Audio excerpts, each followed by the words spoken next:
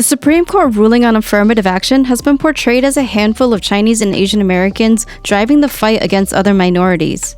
Behind the Student for Fair Admissions, the petitioner in these Supreme Court cases, is Edward Blum, an ultra-right white conservative who has spent the last few decades attacking affirmative action and other civil rights. Let me put it very clear.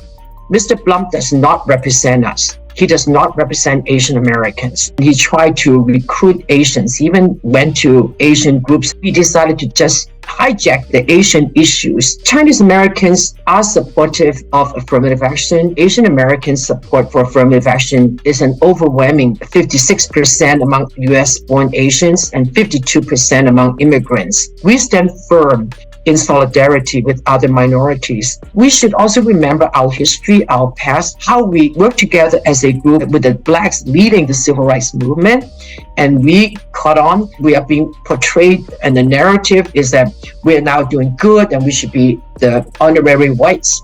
Let's face it, Asians will never be honorary whites. We're not here to try to be whites. We're trying to be ourselves. We're trying to be Chinese Americans. A little known fact is that the Supreme Court decision exempted the military from race-band admissions policies. Currently, half of the military is made up of minorities.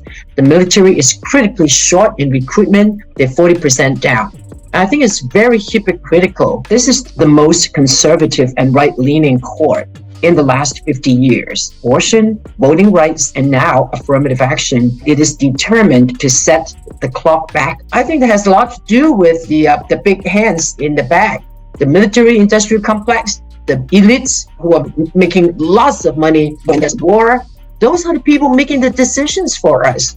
We have no long-term plans to deal with racial inequality in this country. Put the money where we really need it, in education, and not in the military for fighting and killing. We will fight back. It's about racial justice.